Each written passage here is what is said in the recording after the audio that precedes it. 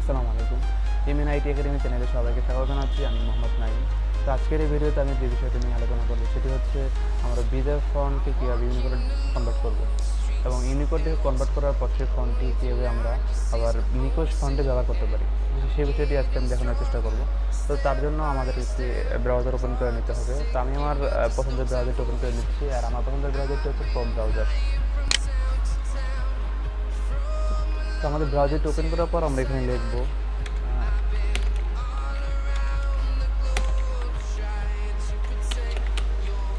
বিজয় two Unicode.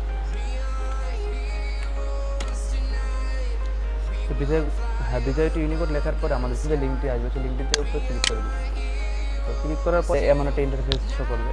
সেখানে দেখতে পাচ্ছি বাংলা কনভার্টার লেখা আছে এবং পরের ফিল্ডে লেখা আছে ইউনিকোড কিবোর্ডের লেখা এখানে পোস্ট করো, আর বিজয় কিবোর্ডের লেখা এখানে পোস্ট করো।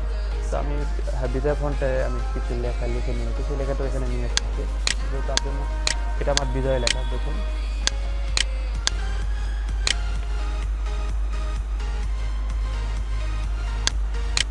তো বিজয় লেখাটুকু আমি এখানে দিব। ওকে, এখন এই বিজয় লেখাটুকু আমি ইউনিকোডে কনভার্ট করবো। তার জন্য এখানে লেখা আছে বিজয় থেকে ইউনিকোড। যদি আমি এখানে অপশনটাতে ক্লিক করি তো দেখতে পাবো আমার বিজয় লেখাটা কিন্তু এখানে ইউনিকোডে কনভার্ট হয়ে গেছে। ফাইলে লেখাটাকে নিয়ে আসি, তারপর এটাকে এখানে পেস্ট করে দিচ্ছি। পেস্ট করে দেওয়ার পরে এই লেখাটিকে এখন আমরা নিকোজে কনভার্ট করব। তার জন্য এটাকে সিলেক্ট করব, দেন এখান থেকে নিকোজ ব্যান সিলেক্ট করে দিব।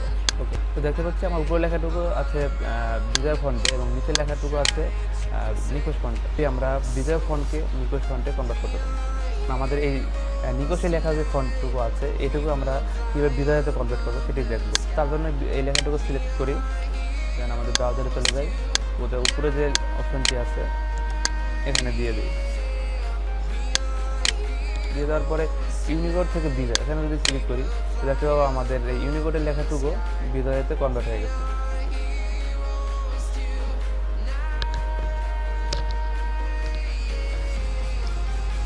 ঠিক আছে, তো এই পরের ভিডিওতে আমি দেখাবো কীভাবে আমরা নিকোজ ফন্ট ডাউনলোড করবো এবং সেটি কীভাবে মাইক্রোসফট ওয়ার্ডে ব্যবহার করবো। তো থ্যাংক ইউ সো মাচ।